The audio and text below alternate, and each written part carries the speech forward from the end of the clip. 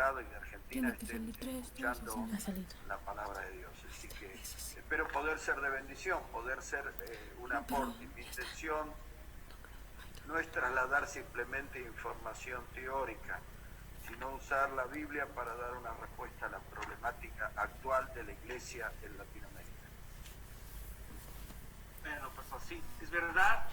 Vamos a abordar este tema de ciclos o disertaciones, si quiere llamárselo así.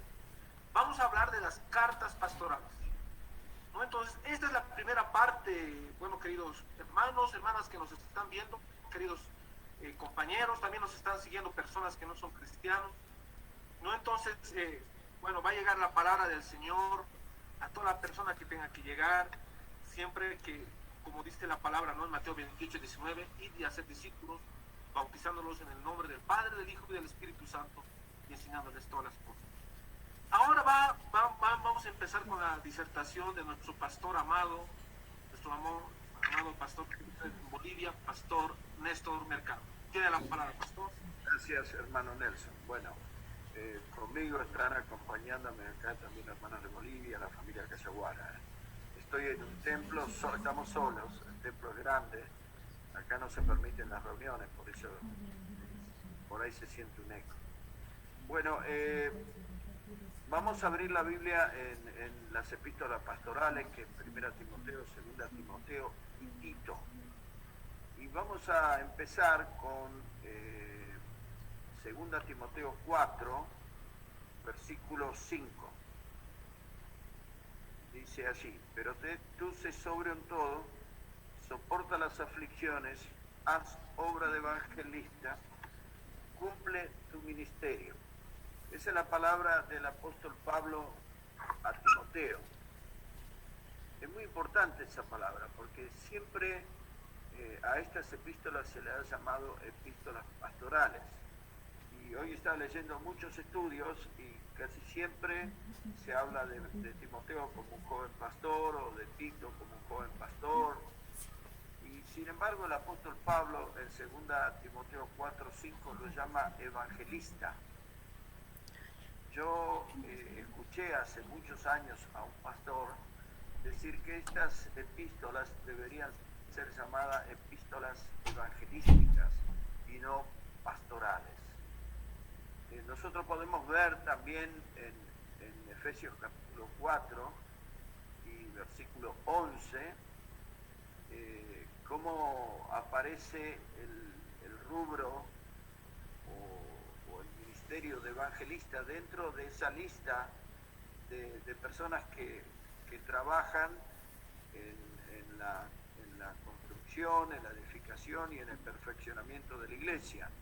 En Efesios 4:11 habla de apóstoles, habla de profetas. En Efesios 2:20 dice que ellos son los que pusieron el fundamento de la iglesia, o sea, pusieron la doctrina. El fundamento es lo que va abajo, es la palabra de Dios, la doctrina. Ellos la pusieron. Pablo dice en Efesios 3 que ellos recibieron por revelación la doctrina. Y el fundamento o los cimientos de un edificio no se colocan todos los días, se coloca una sola vez y luego se va sobreedificando sobre esto. Ahora, después de mencionar a los apóstoles y profetas, menciona a dos más, evangelistas y pastores y maestros. La letra I ahí es neutro, por lo cual podríamos decir pastores maestros. Pero vamos a concentrarnos en evangelistas, o sea que los evangelistas están dentro de esa línea. Y Pablo le dice a Timoteo: haz obra de evangelista. Y cuando nosotros leemos 1 Timoteo y 2 Timoteo, nosotros nos damos cuenta que el ministerio del evangelista, recuerden también que en Hechos, capítulo 21 y versículo 8, se le llama evangelista Felipe. Realmente el evangelista hacía el trabajo que hacía Pablo, por ejemplo, en Hechos capítulo 14, cuando llegaba a un lugar y dice, después de ganar muchas almas y de hacer discípulos, constituyeron ancianos y se fue. O sea que el evangelista sería lo que hoy llamamos nosotros misionero. Muchos llaman evangelista, por ejemplo, a Billy Graham, a Luis Palau, pero evangelista es alguien que hacía la obra de Timoteo y Tito. Ustedes fíjense que Pablo le entrega a Timoteo el trabajo de enderezar asuntos en una iglesia que ya existe. Timoteo tenía que trabajar instalando obispos. En Tito 1:5 Pablo le dice a Timoteo que corrija lo deficiente y que instale ancianos.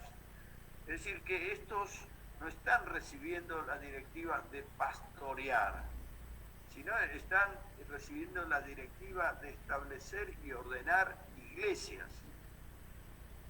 Este es el ministerio del evangelista. Por eso le dice, haz obra de evangelista. En Romanos capítulo 12, versículo 8, el apóstol Pablo habla sobre los dones que tiene el cuerpo de Cristo, y entre eso aparece el exhortador. Dice, el que exhorta en la exhortación. Y ese es un don que tiene el cuerpo de Cristo, es un hermano que tiene la habilidad por la palabra de movilizar y de conseguir decisiones.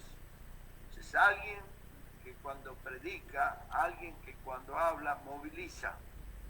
Ustedes ven en Romanos capítulo 12 que hay el don de maestro, hay el don de servir, hay el don de repartir.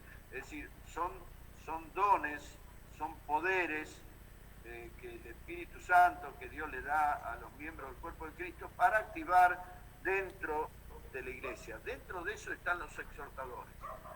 Y los exhortadores sí son unos buenos predicadores, que cuando ellos predican que la iglesia se tiene que consagrar, cuando ellos hacen un llamado al ministerio, cuando ellos hacen un llamado a ofrendar y cuando ellos hacen un llamado a creer en Cristo, su prédica, su invocatoria tiene buenos resultados porque tienen ese don de la exhortación.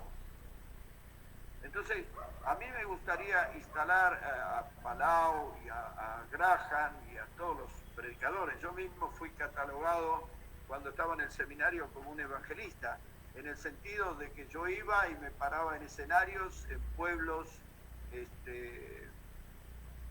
lejanos, pueblos que no tenían iglesia, y predicaba el evangelio y la gente creía, y yo después no los veía más porque yo solamente predicaba. Se volvía loco el pastor con los frutos, porque nosotros le tomábamos los datos y después se lo entregábamos a alguna iglesia.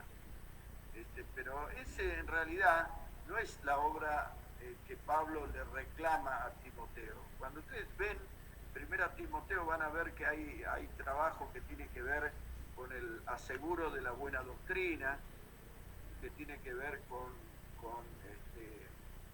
la protección de la apostasía doctrinaria, que tiene que ver con la elección y la instalación de líderes, que tiene que ver con la parte social, porque habla del sostenimiento de un grupo de mujeres que eran viudas, que tiene que ver con el comportamiento de los ricos, de los pobres, en fin. Le está explicando un sinfín de factores en esta epístola para uno que tiene que aprender cómo manejarse en la iglesia, cómo construir este edificio espiritual, cómo desarrollar este edificio espiritual. Así que yo le dejo esa primer reflexión, de que ustedes investiguen, porque yo hace muchos años escuché esta posición de no llamarle epístolas pastorales, sino epístolas evangelísticas. De hecho, en 2 Timoteo 4:5 le llama evangelista. Entonces, porque la palabra misionero, que sería el evangelista, no es bíblica, no existe. En realidad la palabra misionero fue creada por la Iglesia Católica, sus misiones jesuíticas, etcétera, etcétera, etcétera. Pero no es una palabra bíblica, ni siquiera es una palabra que tiene origen evangélico, sino que es de la Iglesia Católica. Pero la palabra evangelista sí tiene basamento en las Escrituras. Y el término epístolas pastorales fue utilizado desde el año 1700, no antes. Desde el 1700 en adelante se empezó a denominar epístolas evangelísticas. Bueno, el asunto es que el apóstol Pablo escribe esta epístola. La primera epístola le baja una línea a Timoteo sobre asuntos de doctrina, asuntos de estrategias de la iglesia local. En la segunda epístola ya entra en temas de otro corte, más íntimo, porque le cuenta que está preso, inclusive le cuenta que lo van a matar, le pide un capote, le pide libros, le anuncia que viene el invierno, que necesita verlo. En fin, es una comunicación con el discípulo de carácter más íntimo, mientras que en la primera epístola vamos a encontrar más directivas técnicas, doctrinarias, y de cómo manejar a la iglesia local. Así que es muy importante tener en cuenta estas cosas de la Escritura. El apóstol Pablo dice en Filipenses 1:12 que la prisión de él, bajo ningún punto de vista, había redundado en un retroceso del Evangelio. En la epístola a los Filipenses, él repite vez tras vez y dice: así como obedeciste en mi presencia, obedeced mucho más. El apóstol Pablo estaba preso y los hermanos, al faltarle el líder, al faltarle esta especie de Messi del Evangelio, tenían la tentación de bajar las cortinas y cerrar la iglesia. Y por eso es que el apóstol Pablo le tiene que dar toda una locución explicándole que, al contrario, el hecho de que él esté preso estaba generando una revolución espiritual dentro de la iglesia y el Evangelio estaba repercutiendo. No había un lugar donde Pablo no ganara almas. Y tanto es así que en Hechos capítulo 28, cuando él viene de la isla de Malta, donde lo picó la serpiente, donde casi naufragan todos y mueren, lo tienen preso, pero en una casa alquilada, bajo vigilancia de un soldado, y Pablo se pasó 2 años predicando la palabra de Dios. Así que Pablo utilizó la cárcel como si fuera un púlpito.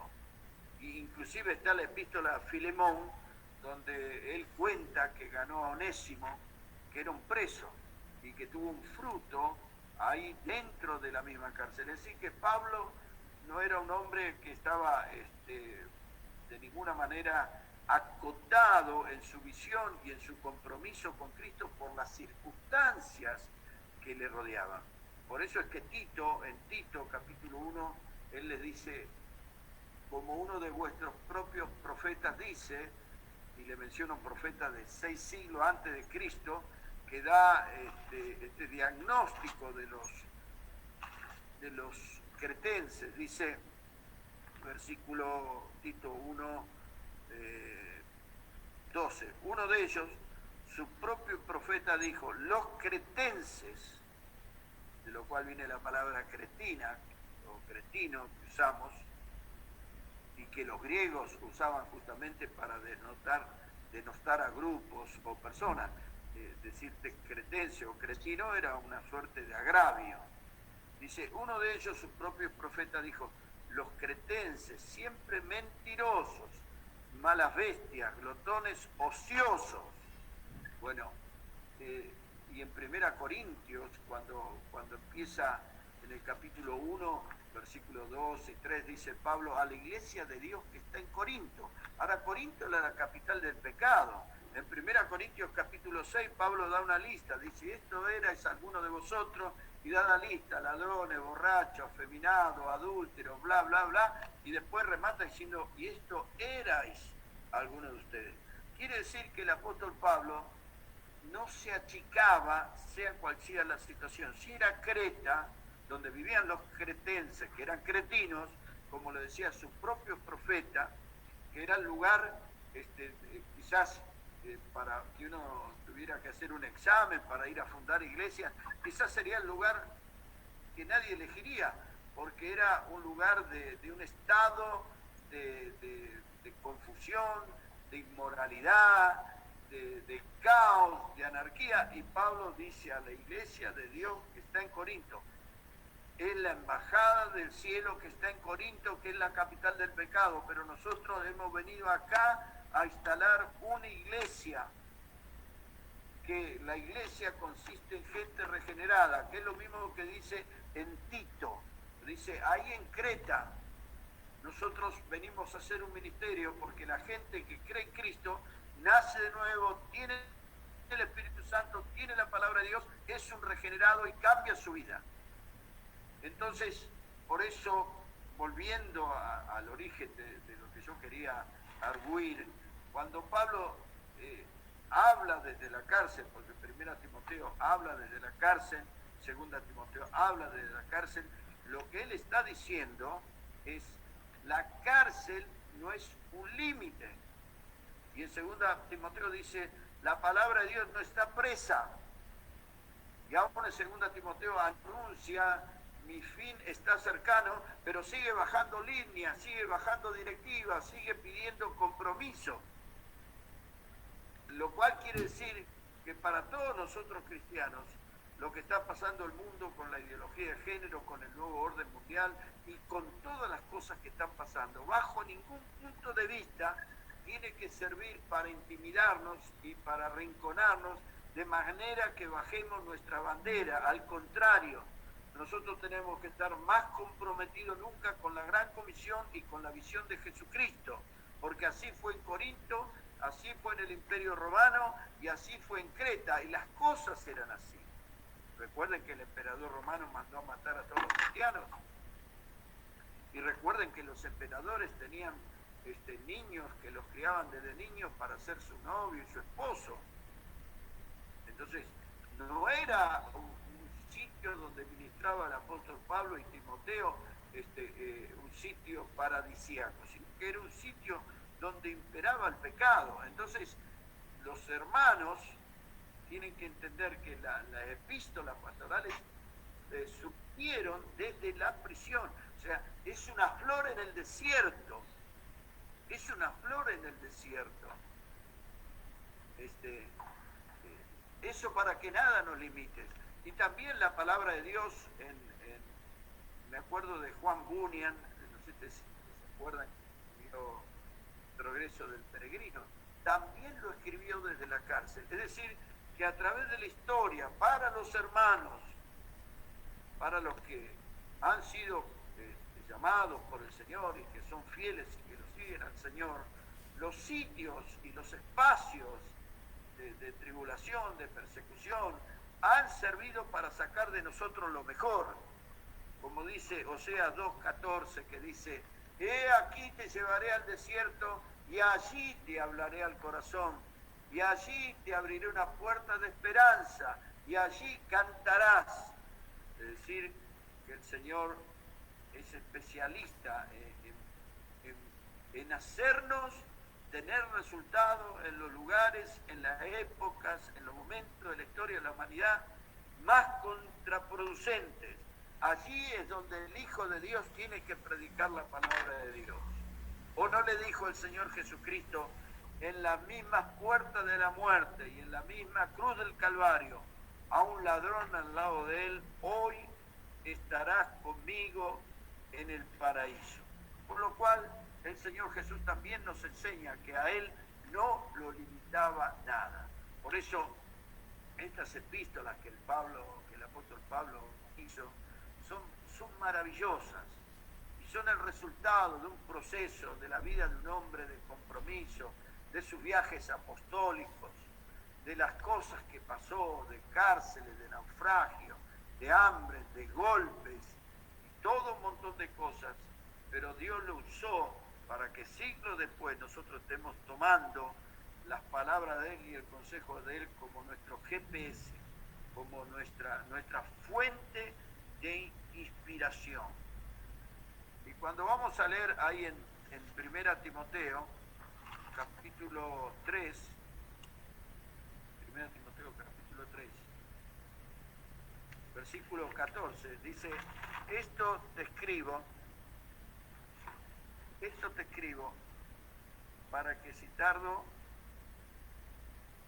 esto te escribo, aunque tengo la esperanza de ir pronto a verte, para que si tardo sepas cómo debes conducirte en la casa de Dios, que es la iglesia del Dios columna y baluarte de la verdad.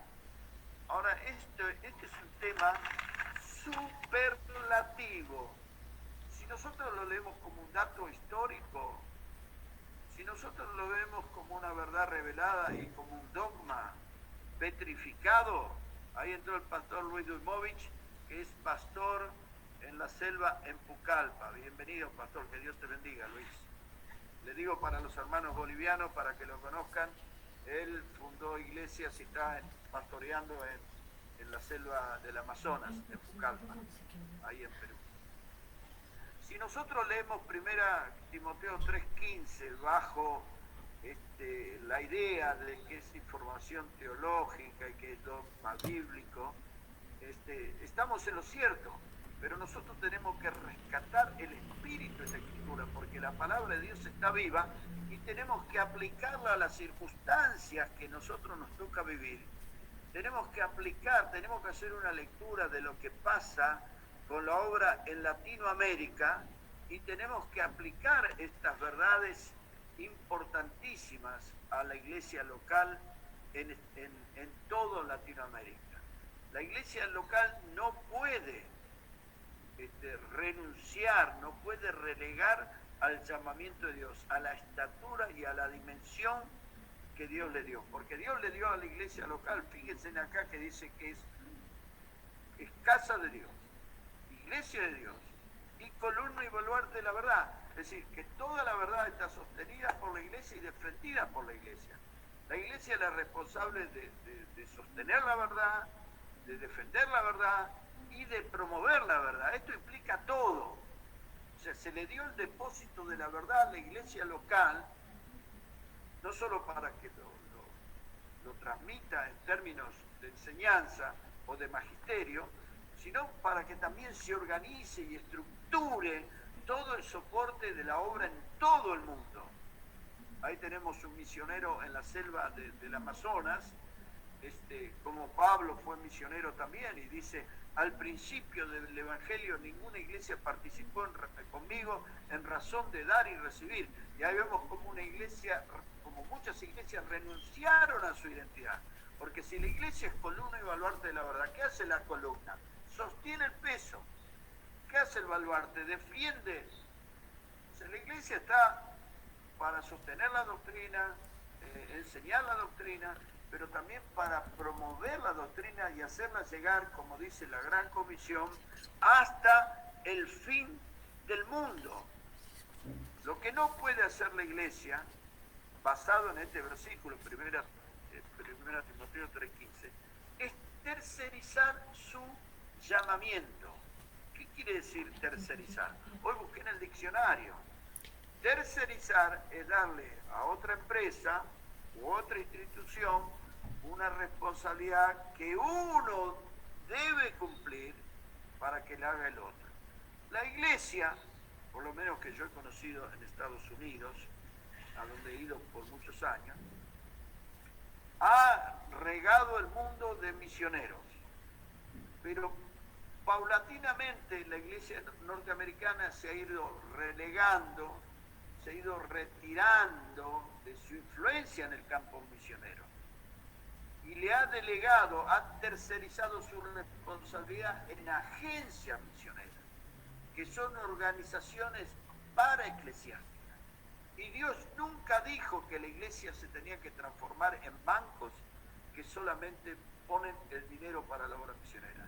La iglesia tiene que promover la obra misionera, la iglesia tiene que supervisar la obra misionera, la iglesia tiene que estar en la obra misionera. Por ejemplo, cuando una iglesia es empezada en Bolivia o en Argentina o en Paraguay o en Chile, donde quiera que sea, si es empezada desde Alemania o desde Estados Unidos o donde fuere, las dos iglesias tienen que tener contacto, los dos pastores tienen que tener contacto. Nosotros no podemos permitir que organizaciones intermedias y paraeclesiásticas se arroben el monopolio de la selección de misioneros, del entrenamiento de misioneros y del envío de misioneros. Este es asunto de la iglesia local. Y yo no quiero con esto decir que salgamos a la carga contra las organizaciones paraeclesiásticas, al contrario. Busquemos siempre términos de paz y términos de ver cómo hacemos mejor las cosas. Lo que quiero remitirme es a lo que dice la Biblia.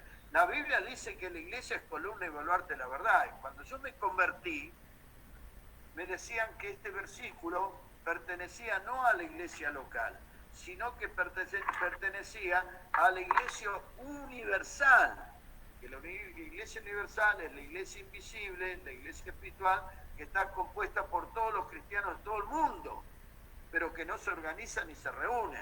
La que se reúne y se organiza es la iglesia local. Bueno, como yo era un jovencito, me tragaba esa pildorita, pero pasando el tiempo, claro que esa pildorita te da permiso para que se creen un montón de otras instituciones paralelas, pero cuando pasó el tiempo yo dije, no, pero espera un poquito. Si primero Timoteo está diciendo cómo organizar la iglesia, cómo poner pastores, cómo sostener a las viudas, de tal manera que está tocando un tema absolutamente específico, porque dice que hay una lista, a qué viuda se le pasa un dinerito, a qué viuda no. Habla de temas muy domésticos, de adentro de la iglesia local. Entonces me di cuenta, bajo ningún punto de vista está hablando de la iglesia universal, está hablando de cada iglesia local. Entonces, 1 Timoteo es una directiva para un hombre que era discípulo del apóstol Pablo, pero también para todas las iglesias, para que tomen la enseñanza y tomen el espíritu que la palabra de Dios le da a la iglesia local, para que la iglesia local recupere la visión, recupere el protagonismo, recupere el compromiso. Debiéramos las iglesias con buena doctrina asociarnos en uno o dos puntos, por ejemplo, podría ser obra misionera y conferencias, nada más, porque cada maestrito con su librito, cada país tiene su historia, y no queremos entrar a discutir sobre cosas nimias, pero sí hay cosas puntuales donde podríamos juntarnos, crear una estructura y juntarnos de manera de que el Evangelio de la Gran Comisión se pueda expandir. Y si hay jóvenes bolivianos, jóvenes peruanos, jóvenes argentinos que quieran salir al campo misionero, tendríamos nosotros una estructura para responder. Porque no podemos seguir diciéndole a los jóvenes, salgan, vayan a la África, vayan a Japón, vayan a todos lados, cuando no estamos creando una estructura que los soporte. Los estamos mandando a la ruina. Estamos jugando con sus vidas. Por eso nosotros es muy importante que seamos responsables de la vida de la juventud y que creemos las condiciones para que ellos puedan realizar el ministerio si es que el Señor los llamó. Por eso es muy importante lo que vamos a estudiar en 1 Timoteo, no solamente para saber los dogmas y la teología, sino para revisar nuestro ministerio, nuestras relaciones intereclesiásticas, nuestra comunión positiva, práctica y de fe. Es muy importante que nosotros analicemos. Por ejemplo, con el hermano Nelson ha nacido una amistad que se ha transformado en una relación internacional. Lo mismo con el hermano que está ahí de Perú, de la selva, el hermano Luis Duimovich. Él ha abierto las puertas de Perú con otros pastores de manera tal que cuando uno viene al Perú, los hermanos se ocupan de hospedar y de ayudar y de crear una agenda de manera que podamos interactuar todo. Entonces el Evangelio, la enseñanza va creciendo y se va desarrollando sobre todo Latinoamérica. En esto tenemos que trabajar y yo creo que el apóstol Pablo cuando le dice a Timoteo, la iglesia local es columna y baluarte de la verdad, no le está enseñando que el templo, que este edificio es columna y baluarte de la verdad, sino que la comunión de hermanos, de piedras vivas que conforman la iglesia, tenemos este trabajo de sostener, de promover y de defender la verdad, la sana doctrina en todo el mundo. Y ese es nuestro ministerio. ahí en 1 Timoteo 4:1 dice la palabra de Dios. Pero el Espíritu dice claramente que en los posteriores tiempos algunos apostatarán de la fe, escuchando espíritus engañadores y doctrina de demonios, por la hipocresía de mentirosos que teniendo cauterizada la conciencia prohibirán casarse, etcétera, etcétera, etcétera. Esto va pegado con la definición de lo que es la iglesia.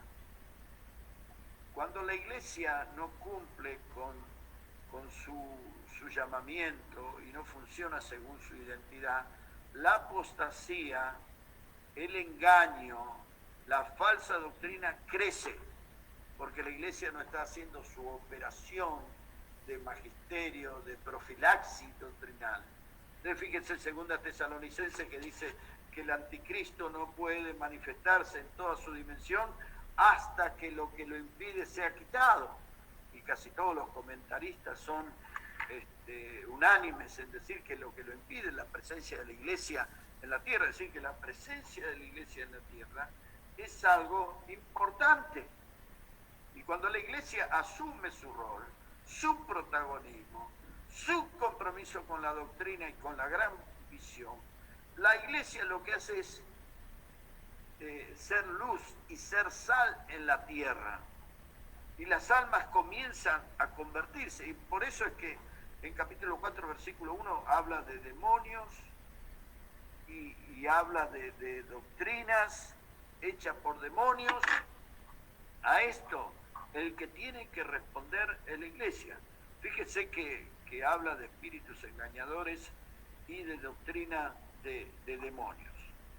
Fíjese que algunos acá, no sé si pasará en Bolivia o en Perú, parece que algunos tienen alquilado a todos los demonios en sus reuniones. Acá hay unos pastores brasileños en la televisión donde los presentan a los demonios y andan corriendo por ahí haciendo fila para aparecer en la tele. Pero lo que está hablando el apóstol Pablo de demonios y de espíritus engañadores, está hablando en otro nivel, está hablando de falsa doctrina, no de una como Linda Blair en El Exorcista que lanza espumarajo o que camina como una araña cabeza abajo sobre el techo. Está hablando de que te engaña y que tiene una doctrina. Es decir, lo que está defendiendo es la doctrina. Y dice, hay que tener cuidado porque el demonio usa falsa doctrina para engañarte. Es decir, que viene una mentira estructurada, sistematizada, elaborada, que se parece a la verdad, pero que es mentira. Recuerden que para envenenar a una persona no se precisa una olla llena de veneno, se precisa buena comida con una pizca de arsénico y ya te envenenaron. Y así es lo que hace Satanás, coloca, inocula sus mentiras, sus desviaciones de la palabra de Dios, y construye doctrinas y construye ideologías de manera que los hermanos se aparten de la verdad. Por eso tenemos que ser celosos. Creo que la palabra doctrina, usted puede buscar, aparece en el Nuevo Testamento más de 50 veces. Tenemos que ser celosos en el estudio y en la persecución de la fidelidad a la doctrina, porque la doctrina es la palabra de Dios. La doctrina es nuestro reglamento por medio del cual nosotros nos tenemos que mover. Y fíjense que cuando habla de apostatarán de la fe, la palabra apostasía viene de posta. Posta es el lugar acá en Argentina donde ataban los caballos. Y la palabra A, la letra A en griego es no.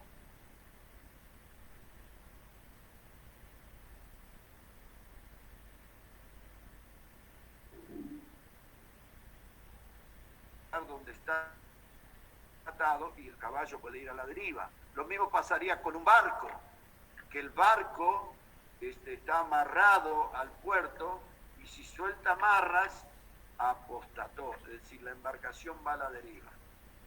Nosotros, la iglesia de Jesucristo, tiene que estar amarrada a la palabra de Dios. Nosotros estamos agarrados a la palabra de Dios. No estamos agarrados a nuestros sentimientos, no estamos agarrados a nuestra nuestras emociones, no estamos agarrados a experiencias, estamos agarrados a la palabra de Dios. Cuando nosotros sacamos los pies de la palabra de Dios, es decir, sacamos los pies del plato, apostatamos. Ya nosotros nos estamos yendo a la deriva y no tenemos garantía de nada, porque lo único que nos puede ayudar a nosotros es la palabra de Dios. La palabra de Dios es nuestra lámpara, es nuestro GPS para todas las cosas. Entonces, el apóstol San Pablo le está dando a Timoteo una charla, unos consejos de cómo manejarse. Le está hablando como un evangelista, como un misionero, de cómo arreglar las cosas en la iglesia local, cómo hacerlo.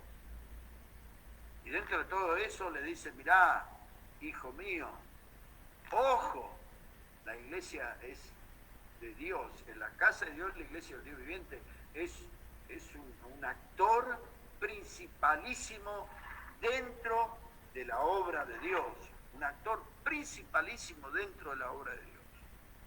Pero le dice algo más, ahí en 2 Timoteo, que lo vamos a ver en 2 Timoteo, capítulo 2, versículo 2. Dice, lo que has oído de mí ante muchos testigos, esto encarga a hombres fieles que sean idóneos para enseñar también a otros. Y acá lo que estamos hablando es algo parecido a Mateo 28, cuando dice, id y haced discípulos a toda la nación.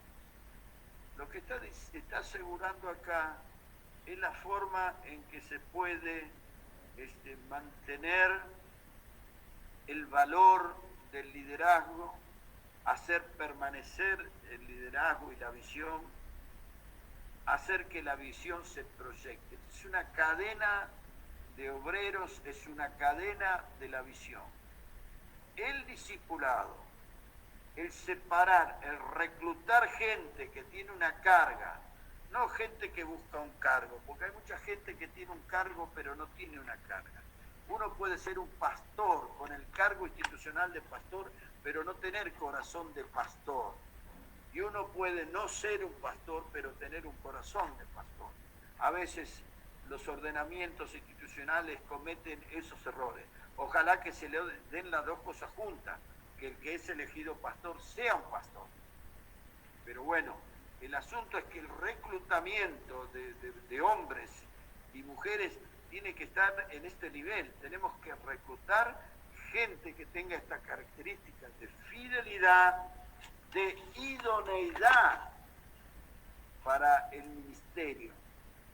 Pablo se rodeó de gente así, y lo podemos subrayar. Timoteo, Tito, Lucas, Marcos, Tíquico, Prisca, Aquila, Onesíforo, Apolo, Aristarco, Arquipo, Epafrodita, Aquila, Onésimo, ¿sí? Y hay muchos más, algunos inclusive se apartaron como Demas, pero Pablo era un campeón de reclutar gente que tenía condiciones para que la visión no muera.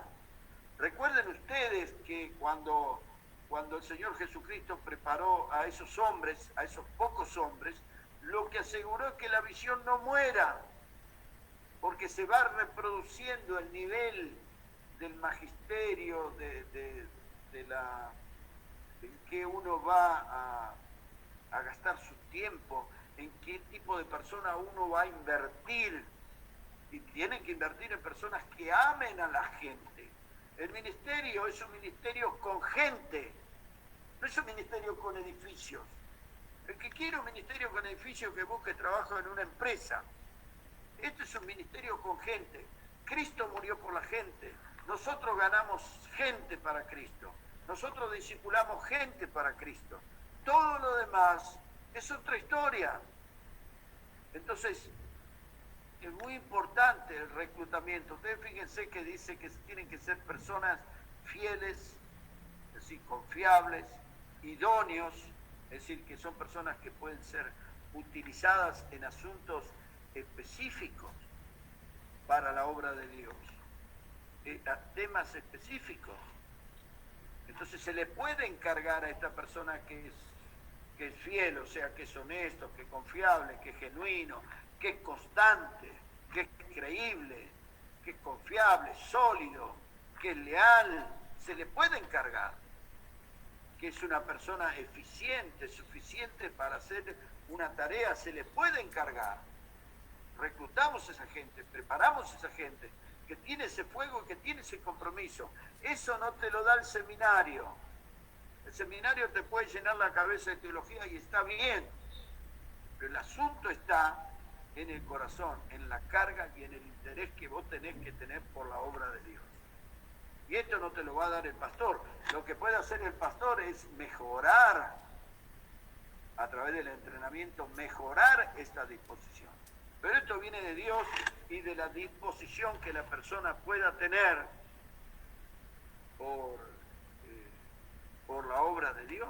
La disposición que la persona pueda tener por la obra de Dios. Fíjense ahí en Filipenses capítulo 2, versículo 19, como Pablo habla de Timoteo y dice: espero en el Señor Jesús enviaros pronto a Timoteo para que yo también esté de buen ánimo al saber de vuestro estado, pues a ninguno tengo del mismo ánimo y que tan sinceramente se interese por vosotros, porque todos buscan lo suyo propio, no lo que es de Cristo Jesús, pero ya conocéis los méritos de él, que como hijo a padre ha servido conmigo en el Evangelio. Este es el testimonio de este hombre reclutado por el apóstol Pablo, levantado por el apóstol Pablo ahí en Hechos, en el capítulo 16, que vamos a mirar en Hechos capítulo 16, donde el apóstol Pablo levanta para el ministerio a Timoteo, y vemos las condiciones que tenía Timoteo. Dice Hechos 16:1. Después llegó a Derbe y a Listra, y aquí había allí cierto discípulo llamado Timoteo, hijo de una mujer judía creyente, pero de padre griego. Y daban buen testimonio de los hermanos que estaban en Listra y en Iconio.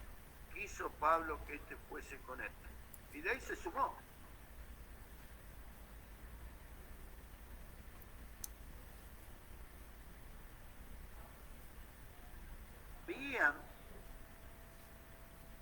Sabían que este hombre era un hombre comprometido por Dios, porque activaba en la iglesia, era solidario, era una persona joven, pero que tenía prestancia, que tenía influencia. Entonces, dada esa circunstancia, Pablo dice: lo sumo al ejército de Dios, lo sumo al gran compromiso. Y es por eso que Pablo se nutrió de tantas otras gente como Tito. Lo reclutaba así, no porque estudió abogacía, no porque es un empresario, no porque tiene ojos azules, sino porque la persona ama a Dios y ama a la gente. Ojo, amarás a tu Dios y a tu prójimo. Ama a Dios y ama a la gente. Porque mucha gente va a la iglesia y dice: yo vengo acá por Dios, no por uno. Está equivocado, eso no es cristianismo. El cristianismo es: yo amo a Dios y porque amo a Dios amo a la gente. Y el ministerio cristiano está relacionado con el servicio a la gente. Y la evangelización mundial es el mejor y el mayor de los servicios.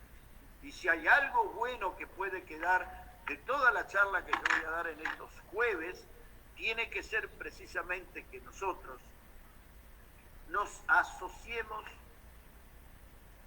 de la manera más liviana para ganar más almas, para apoyar la obra misionera, para generar estructuras que sostengan la visión, porque no se puede tener una visión grandilocuente con una estructura pequeña y débil bajo ningún punto de vista. Vamos a seguir y ya nos vamos acercando al cierre por este jueves y vamos a leer en 1 Timoteo capítulo 1. Esto es simplemente la introducción. 1 Timoteo capítulo 1, versículo 1, versículo 3. Como te rogué que te quedases en Éfeso cuando fui a Macedonia para que mandases a algunos que no enseñen diferente doctrina. Ese algunos tienen que subrayarlo porque ya había algunos que estaban haciendo lío dentro de la iglesia ahí en Éfeso, donde Timoteo tenía que activar. Estaban predicando mentiras. Y recuerden que en Hechos capítulo 20, cuando Pablo hace llamar a Éfeso a los ancianos, y tiene una reunión cuando él va a partir y dice, nunca más verán mi rostro, y él le dice, yo sé que después de mi partida entrarán entre vosotros lobos rapaces que no perdonarán al rebaño. Y también dice, y dentro de vosotros mismos se levantará. O sea que él lo anunció en Hechos 20 y está diciendo en 1 Timoteo 1:3 que acá se cumplió. Que acá se cumplió. Que hay algunos que están enseñando la mala doctrina. Por eso, hermanos, respetemos la Biblia. La Biblia nos habla a nosotros todos los días y nos modifica a nosotros todos los días, en nuestra conducta particular y en nuestro ministerio. No es solamente la Biblia para que nosotros nos declaremos fundamentalistas y defensores de la verdad. No, la Biblia me tiene que hablar primero a mí, me tiene que redarguir primero a mí, me tiene que corregir primero a mí. Yo tengo que estar dispuesto a hacer lo que la Biblia dice, buscar en la Biblia la directiva, y espero que ustedes lo puedan hacer así. Hay cosas de 1 Timoteo que les va a doler, o de Tito, o de 2 Timoteo, que cuando lo estudiemos, que cuando lo leamos, les va a doler, pero si la Biblia lo dice, no te queda más remedio que hacer lo que la Biblia dice, si eres un cristiano. Y aquí Pablo le dice a Timoteo que mandases que no enseñen diferentes doctrinas. Y fíjese lo que dice versículo 19. Dice, manteniendo la fe y buena conciencia, desechando la cual naufragaron en cuanto a la fe algunos, de los cuales son Himeneo y Alejandro, aquí tiene Satanás para que aprendan la nueva fe, blasfemar. Y ahí te menciona dos personas, Himeneo y Alejandro, que eran predicadores, evidentemente eran predicadores. Ustedes fíjense en 2 Timoteo, a ver si lo encuentro, capítulo 2, versículo 17, habla de Himeneo y Fileto. El uno hablaba de quiénes eran, quienes yo lo nombré, Himeneo y Alejandro. Acá hay otro jugador más, Himeneo y Fileto. Y dice, 2:17, 2 Timoteo, y su palabra carcomerá como gangrena. ¿Sabes que la gangrena tiene la habilidad de tomar una parte del cuerpo y matarlo? Lo acaba. Dice, su palabra carcomerá como gangrena, mata a la iglesia, de los cuales son Himeneo y Alejandro, que se desviaron de la verdad. Entonces hay que tener mucho cuidado con esto, que ataca a la iglesia, que enferma a la iglesia y que contamina a la iglesia. Por eso Pablo le dice a Timoteo, como te mandé que cargases en Éfeso, que mandases, autoridad, ¿no? Que mandases que no enseñen diferentes doctrinas, sí te encargo ahora. Es muy importante, porque la doctrina es la estructura. Es como si nos sacaran los huesos, nos caemos como si fuéramos de goma, nos desparramamos, no tenemos consistencia. La doctrina es la consistencia. Y estos hombres, Himeneo y Fileto, Himeneo y Alejandro, estaban transformándose en enemigos de la iglesia y en enemigos de la palabra de Dios, porque ellos estaban enseñando otras cosas, porque son influenciados, a veces porque pueden ganar dinero, o porque hay prosperidad por allá, etcétera, etcétera, pero no es la voluntad de Dios. No es. Judas habla de los sensuales que no tienen al Espíritu.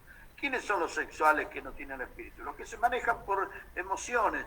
Oh, yo sentí un frío que me recorría la columna, yo sentí un fuego, sentí. ¿Sabe todas las cosas que puede sentir uno? Lo que canta es la palabra de Dios, no lo que uno siente. Porque bien claro dice Jeremías, engañoso es el corazón más que todas las cosas. Engañoso es el corazón más que todas las cosas. Yo creo, para cerrar, que los evangelistas, que los pastores, que los misioneros tenemos que tener la valentía de hacer el análisis de situación de nuestra iglesia, de nuestro pueblo, de nuestro país, de Latinoamérica, y producir las transformaciones en dirección a la gran comisión que es la voluntad de Dios. Tenemos que atrevernos a cambiar la realidad hacia lo que la Biblia dice.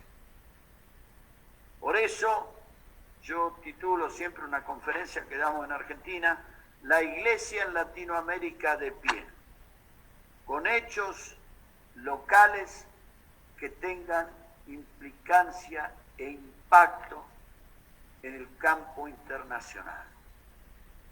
Primera Timoteo y Segunda Timoteo son epístolas para que los evangelistas nos digan qué es la iglesia, cuál es su responsabilidad y qué es lo que tenemos que hacer. Espero que Dios le haya mostrado a ustedes la palabra de Dios. Que Dios lo bendiga. Gracias, Nelson. Bueno, queridos hermanos, muy buenas noches otra vez para los que recién se han ido incluyendo. Bueno, es muy importante lo que hemos ido viendo, analizando también con el pastor Néstor Mercado. Pero, a ver, de repente alguien tiene la palabra, alguna pregunta referente a la exposición del pastor. Muy importante también usar el método pregunta-respuestas, muy importante también para la reflexión, ¿no? Entonces, alguien de repente tuviera alguna pregunta, queridos hermanos, pastores.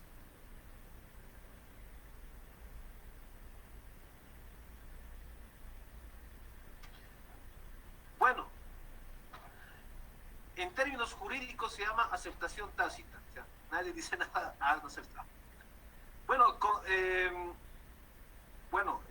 ahora conmigo vamos a hablar un poco más de esta parte de las epístolas pastorales, queridos hermanos. Bueno, presentarme ante todos, soy el pastor Nelson Almazán, pastor aquí de la Iglesia de La Paz, Bolivia. ¿No? Hay muchas cosas de hablar de las epístolas pastorales, de las cartas pastorales.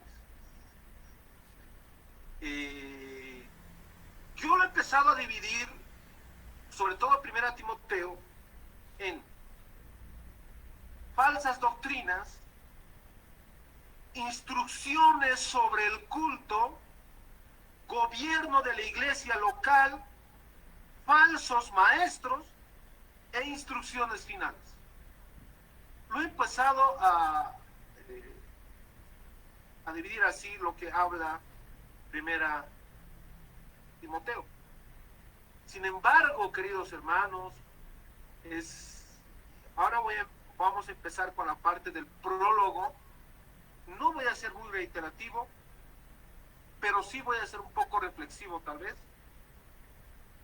En este tiempo estoy escuchando pastores que su mensaje no es cristocéntrico, que el mensaje, que el evangelio es prosperidad, es todo menos Jesucristo, todo menos la salvación del alma.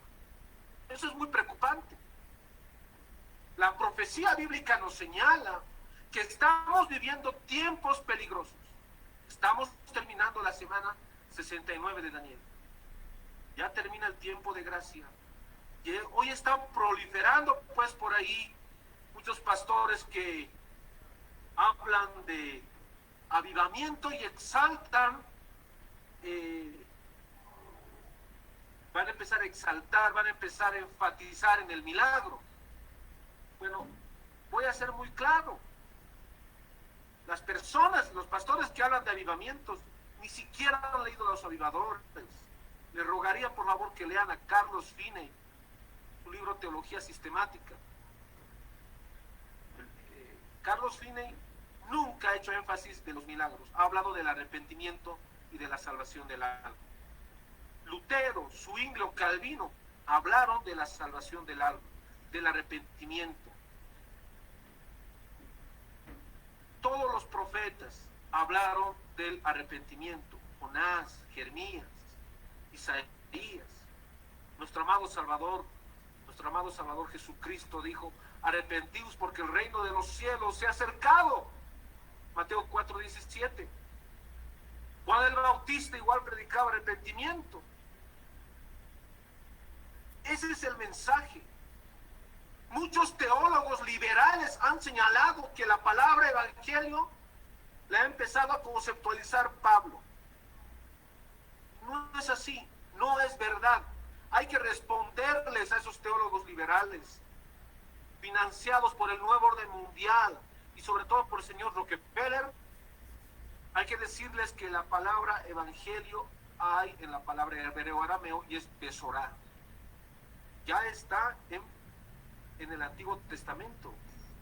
Evangelio, mensaje. Es importante esa reflexión. El evangelio contiene un mensaje de arrepentimiento que viene del metanoineo. La palabra en el griego koines, metanoineo, cambio de pensamiento y de conducta. ¿Por qué quiero empezar con esto para hablar de las epístolas pastorales? Porque muchos pastores, por lo menos aquí en Bolivia, no saben lo que es ni la doctrina, ni lo que no saben lo que es el evangelio. Y eso es muy preocupante, y creo que es a nivel internacional. Yo por lo menos aquí veo, estos pastores hacen énfasis en el milagro, hacen énfasis en otras cosas, y no hacen énfasis en la salvación del alma. Y eso es muy, pero muy preocupante. Bueno, un concepto quiero plasmarles. En las iglesias yo veo que hay convencidos de Jesucristo, no convertidos. No es lo mismo. Veo que hay gente convencida de Jesucristo, que va los domingos a la iglesia, a las 8 de la mañana se congregan y a las 10 de la mañana ya salen, y ya están, bueno, están consumiendo comida, ¿no? 1 hora y media dura aquí, por lo menos yo he visto en muchas iglesias, y no hay una instrucción de la palabra. No nos olvidemos que Mateo 28:19 dice: id y hacer discípulos, bautizándolos en el nombre del Padre, del Hijo y del Espíritu Santo, punto y coma, y enseñándoles todas las cosas. No hay una instrucción de la palabra del Señor. Eso es muy importante también entender, queridos hermanos. Además, ¿cómo queremos mandar gente misionera?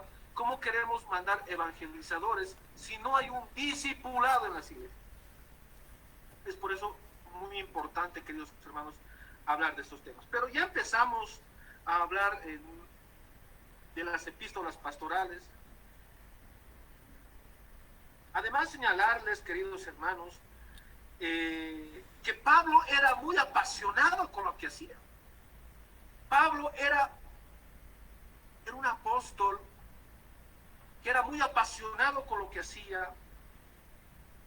No tenía una teología insensible o fría. Tenía una teología muy fuerte, tenía una teología apasionada por Jesucristo, no emocional. No es lo mismo las emociones, desde el punto de vista de la psicología, duran poco tiempo, ¿no? Una emoción que va a durar poco tiempo en el tiempo y el espacio, si quiere llamárselo así. Pero no, Pablo no era emocional. Pablo era apasionado, muy diferente. Él tenía una teología apasionada. Y eso se lo va a ver en las cartas pastorales, que es muy importante entenderlo, ¿no? Muy importante reflexionar el autor para hacer un análisis hermenéutico. Lo que trato de hacer es un análisis hermenéutico, exegético, de lo que nos escribe el amado apóstol Pablo. Bueno, además podemos decir que de Pablo siguió firme sirviendo a Dios y llevando el evangelio a todos. Además, es muy importante entender que aquí vemos en las cartas pastorales, Pablo le escribe a Timoteo, después a Tito, pero se ve que hay un trabajo en equipo. El llevar el evangelio, el hacer discipulado, el enseñar, el anunciar el evangelio, no es cuestión solamente del pastor, es de todos. Pero el verdadero evangelio, el evangelio de arrepentimiento y de la salvación del alma, es un trabajo. Aquí vemos que es un trabajo en equipo, es un trabajo. Además vemos que Pablo va a empezar a instruir, ¿no?, a Timoteo cómo debe manejar, bueno, la iglesia. Bueno, otro punto que hay que tocar, yo voy a tocar nociones de 1 Timoteo, porque sería muy pesado tal vez llevar más profundidad, hermanos, pero en 1 Timoteo 3:15 dice, para que sepan cómo deben conducirse en la iglesia. Esto es muy importante, esto es muy crucial. Quiero empezar con 1 Timoteo 3:15. Para que sepan cómo deben conducirse en la iglesia. Muy importante. Sepan cómo deben conducirse en la iglesia. Es muy importante reflexionar sobre 1 Timoteo 3:15. Además, otro punto que hay que abordar también es que la iglesia en ese entonces estaba en un mundo greco-romano, un mundo donde había idolatría. La idolatría era la realidad de ese entonces, con el culto de centenares de dioses. Hoy en día estamos de la misma forma. La palabra del Señor nos dice en Eclesiastés 1:8, las cosas que fueron antes volverán a ser. La profecía bíblica además nos dice que son tiempos peligrosos. 1 Timoteo 4:1 también nos hablará aún de doctrinas.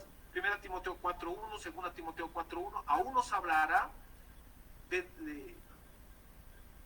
nos hablará, queridos hermanos, de doctrinas, de falsas doctrinas. Son tiempos peligrosos. Apocalipsis 3:3 nos hablará que debemos permanecer en la fe. Apocalipsis 3:10 también lo hace. Apocalipsis también nos habla de que debemos tener cuidado de las falsas doctrinas. Habla de la falsa profeta Jezabel y habla de la doctrina de Balaam, ¿no? ¿Qué es lo que quiero decir? Hoy en día estamos, de alguna otra forma, estamos pasando lo que estaba pasando, Timoteo. Había idolatría. Era una realidad en ese entonces, con el culto de centenares de dioses. Y los pastores hoy en día debemos dar la convicción, debemos decir a la gente, debemos darles convicciones de lo que es pecado y lo que es santo. Debemos preparar una iglesia santa y pura para el arrebatamiento. Mientras Satanás está preparando una iglesia prostituta, con falsas doctrinas, ya profetizado en Apocalipsis 18, porque es un espíritu de ramera que está con falsas doctrinas. El ecumenismo ya está hoy en día como está de moda, donde ya se deja el dogma, se deja ya lo que es la doctrina, y empieza a negarse a Jesús, lo que es la sana doctrina, el mensaje cristocéntrico.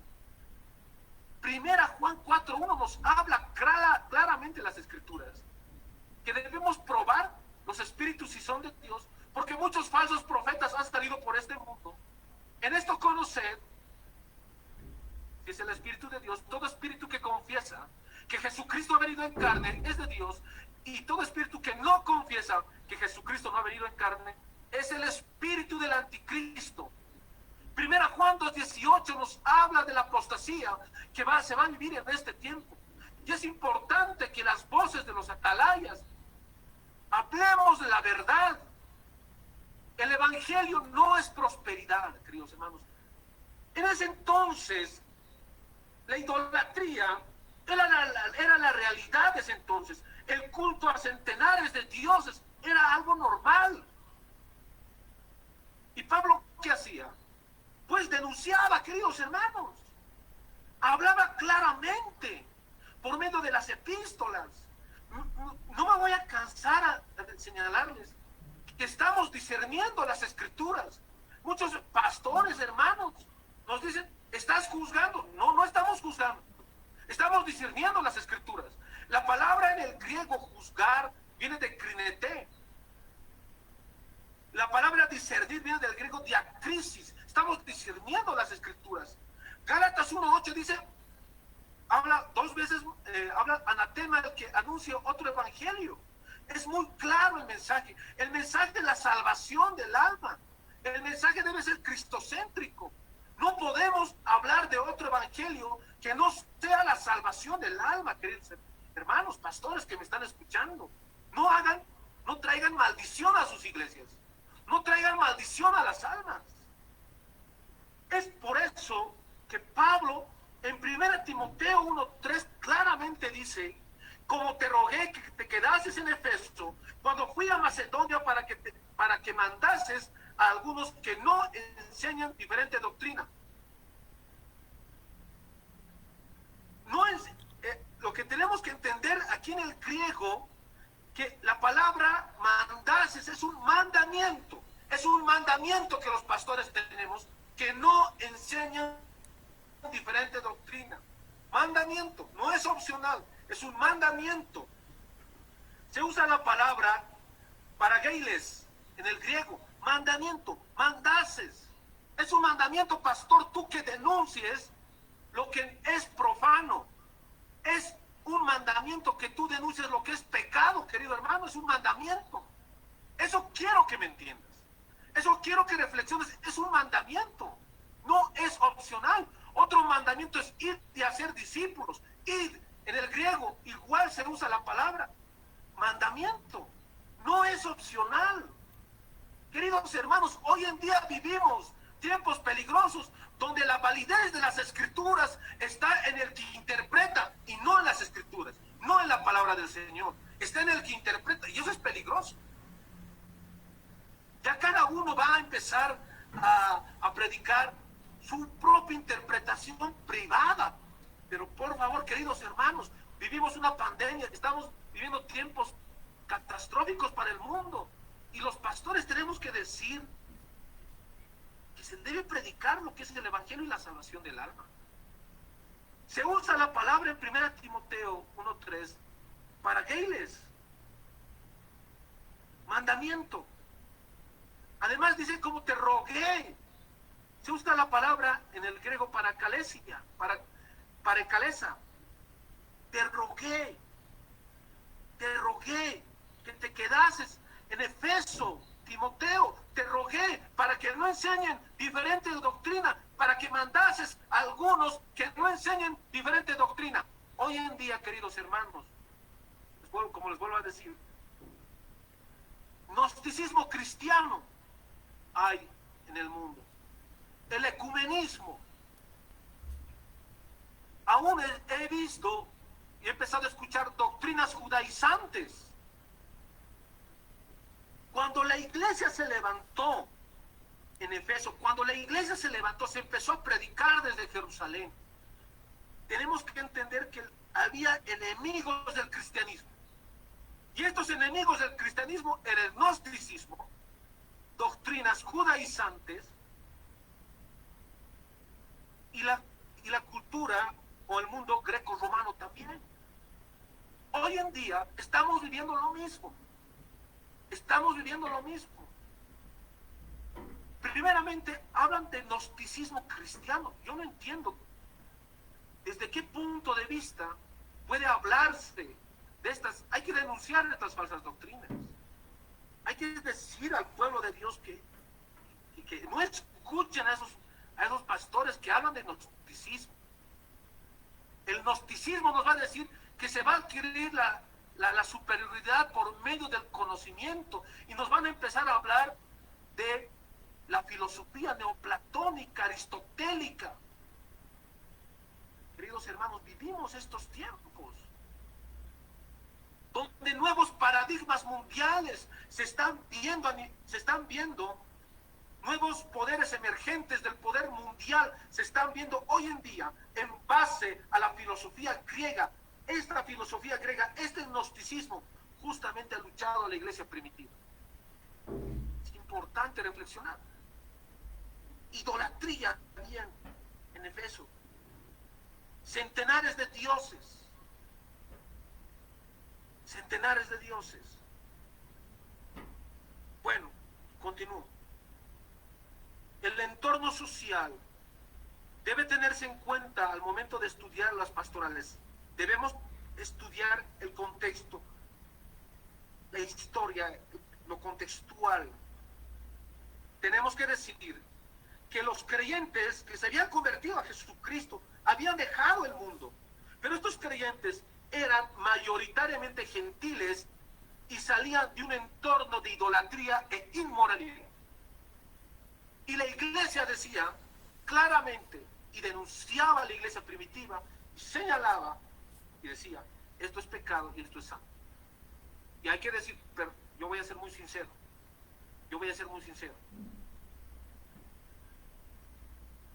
la iglesia, tenemos que volver a la iglesia primitiva, donde la autoridad era el Espíritu Santo, donde el Espíritu Santo ponía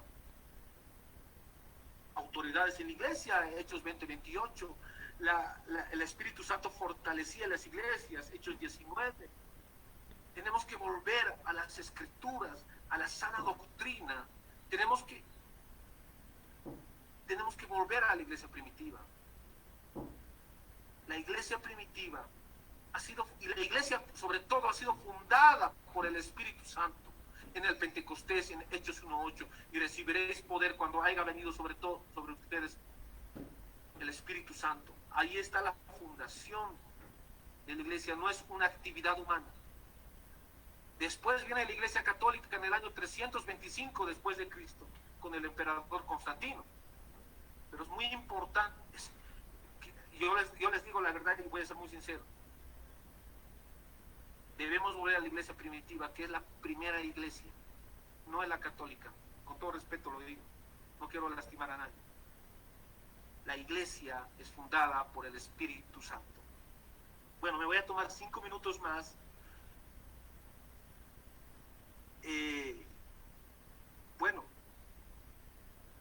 Gnosticismo. Se han enfrentado en contra del gnosticismo.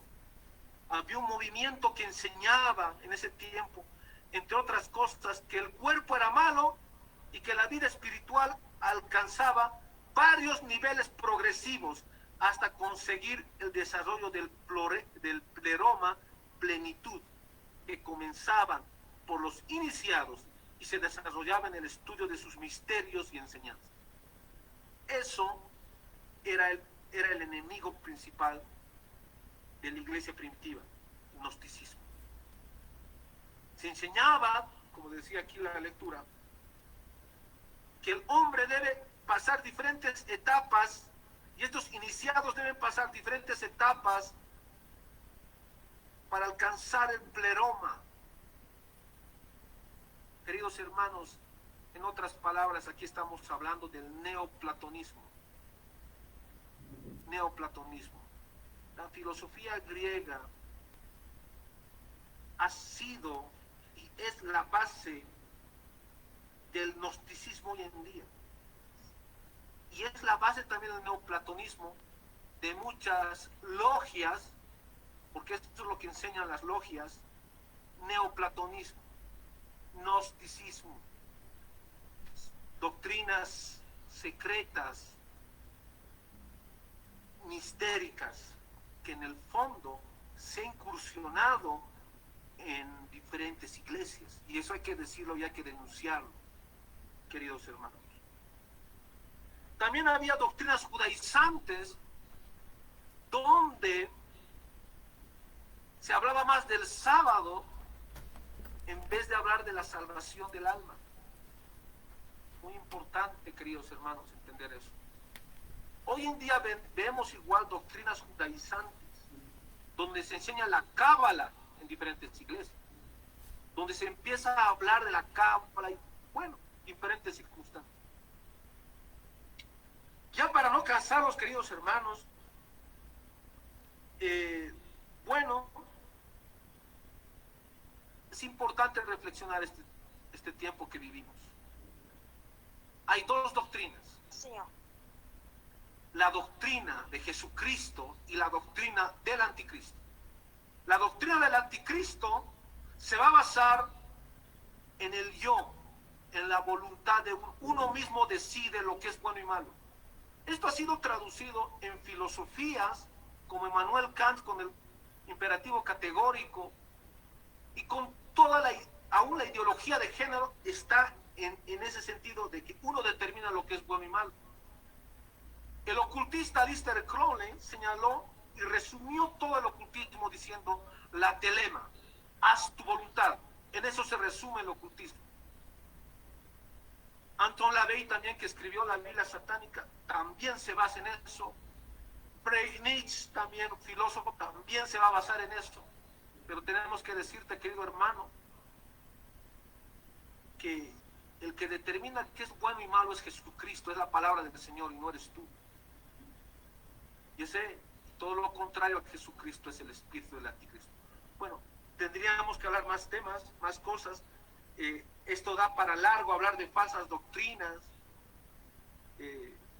traducciones bíblicas que hoy están saliendo, nueva versión internacional, muy mala traducción, igual las traducciones de los hermanos, bueno, no son hermanos, de diferentes sectas, puede ser muy claro, de las sectas, por ejemplo, de los testigos de Jehová, es muy mala traducción, ¿no? Entonces, hay una lucha hoy en día, queridos hermanos, tenemos que entender que Satanás es falsificador de la palabra.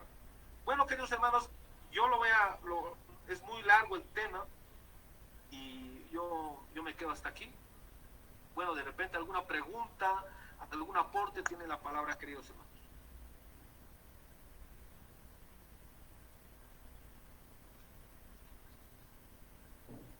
¿Algún aporte de repente, Pastor Ernesto? Me dicen que mucha gente quiso entrar y que estaba mal la dirección, el link, no sé qué pasó acá, ¿viste? Pero bueno, algo no sé. Pero bueno. Bueno, el próximo. A ver, Luis. Y yo tuve este problema, digo, entré a otro lugar y por eso ingresé tarde. Bueno, vamos a tomar esa situación y lo vamos a solucionar para el siguiente jueves.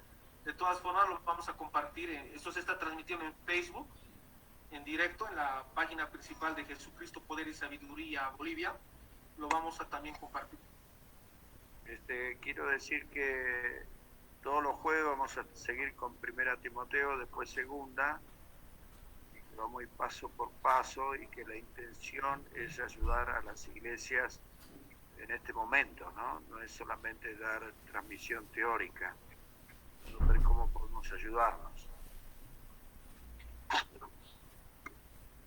Bueno, queridos hermanos, entonces, no habiendo ninguna pregunta, bueno, Pastor Néstor de repente nos puede ayudar para ya despedirnos con una oración. Que todo esto sea para la gloria y la honra de nuestro Señor Jesucristo. Bueno, aquí hay una pregunta, dice, del Pastor Arroz, Bolivia para todos. Por favor, ¿me pueden volver a lanzar la pregunta, Pastor Arroz? Lanzó una pregunta. Bueno, de repente ya por la premura del tiempo, Esto la quiere respondemos decir, la siguiente. Nelson, quiere decir que en Facebook está grabado esto, va a quedar colgado ahí. En Facebook, está grabado en Facebook. Yo lo voy a pasar, Pastor, para que también lo comparta. Y Porque está en la página. Acá me está diciendo gente que quiso entrar, viste, y que hubo algún problema. Y sería bueno que me lo pases. Sí, no, yo mañana lo paso, Pastor. Bueno, ya para despedirnos, queridos hermanos, saludos desde Bolivia, saludos a la Argentina. Y a Perú. Vamos a estar ahí también predicando la palabra del Señor. Saludos a Perú. También está el hermano de Perú, ¿no? El pastor de Perú, de repente algunos saludos. Bueno, reciban nuestro cariñoso saludo. Misión Bíblica Bautista. Gracias. Que viva Perú. Ay, Bueno, hay otro país de repente que quiera mandar saludos. bueno, Argentina por ahora es país, no sabemos mañana, ¿viste? Pero bueno. Bueno, Dios los bendiga, queridos hermanos. Bueno, Pastor Néstor Mercado, le pediría por favor ya para despedirnos la oración.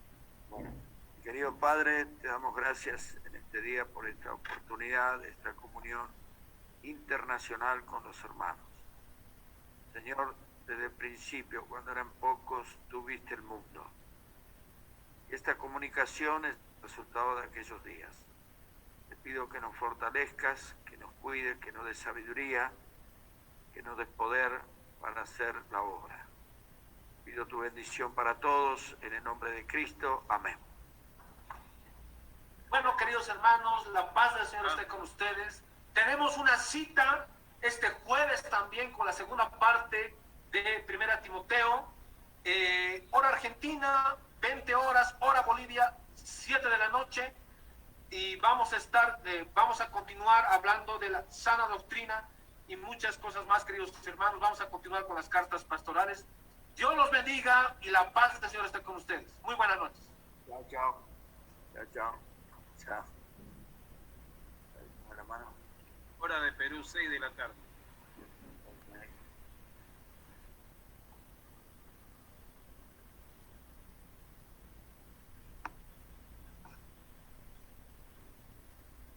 ¿Cómo se paga esto?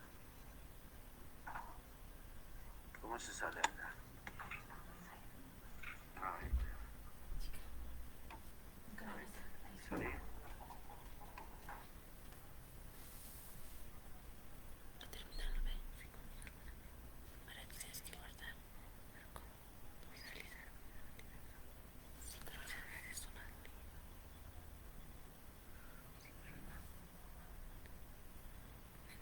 Video en directo. Ahora hay que guardarlo o eliminarlo. Si finaliza el video en directo, ahora podrás elegir